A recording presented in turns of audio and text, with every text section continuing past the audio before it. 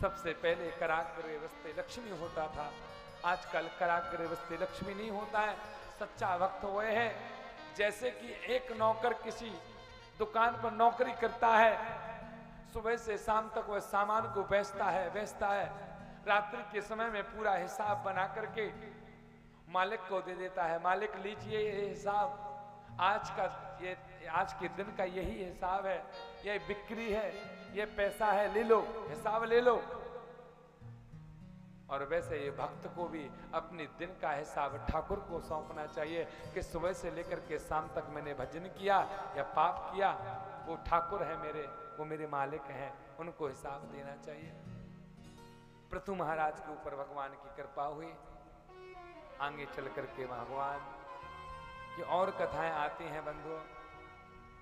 आगे जो कथा आई है महाराज ऋषभदेव जी की कथा आती है इन्हीं के वंश में, जहां से जैन धर्म प्रारंभ हुआ।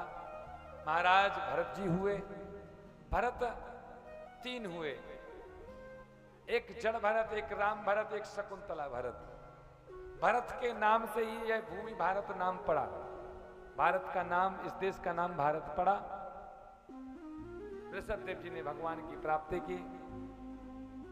आगे चल करके बंधुओं कश्यप की दो पत्नी थी, एक का नाम था दिति, एक का नाम था अदिति। भगवान के दो पार्षद थे, यतो दो पार्षदो मह्यम जय और विजय एव चा। भगवान के दो पार्षद थे।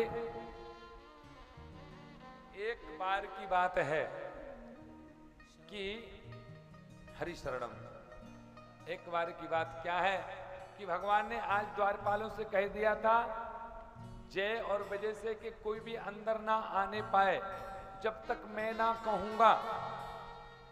और चारों भाई आ रहे थे, सनक सनातन सनंदन सनत कुमार, तो जय विजय ने रोक लिया, अरे कहां जा रहे हो, रुको।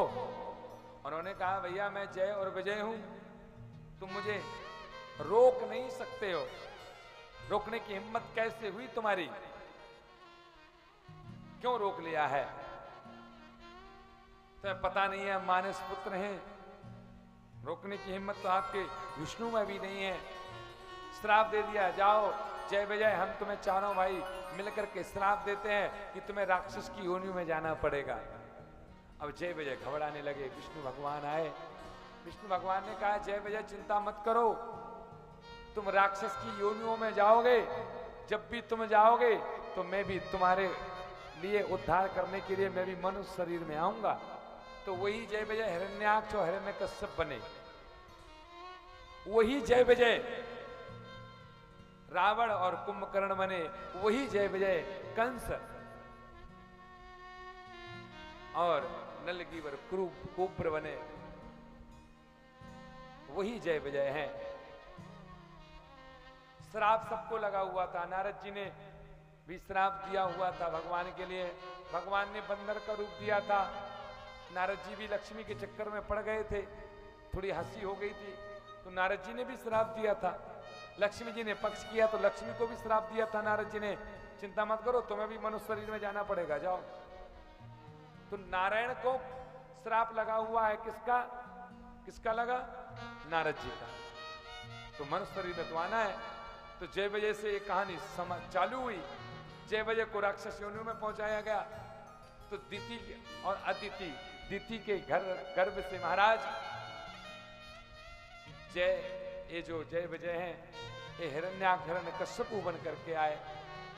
हिरण्याक्ष इस पृथ्वी को डुबाना चाहता था। एक दिन गया, नारद जी मिले, बोले नारद जी इधर आओ, वीणा ही बजाना आता है कि लड़ना झगड़ना आता है कि नहीं आता है, या भजन ही करते रहते हो, हाथ में खुजली हो रही है। नारद जी ने कहा देखो हिरण्याक्ष, मैं तुम्हारी हाथ की खुजली बंद मैं तो नहीं कर सकता हूं, लेकिन तुम्हारे हाथ की खुजली बंद करा सकता हूं। मैं लड़ना तो नहीं जानता, लेकिन लड़ने वाला खड़ा कर सकता हूं। ठीक है, विष्णु के पास में गए, भगवान कृपा करो। उसी समय पर भगवान को छींक आई, छींक के माध्यम से सूकर का जन्म हुआ और भगवान ने और रूप धारण कर लिया। बोले बारह भगवान की जय।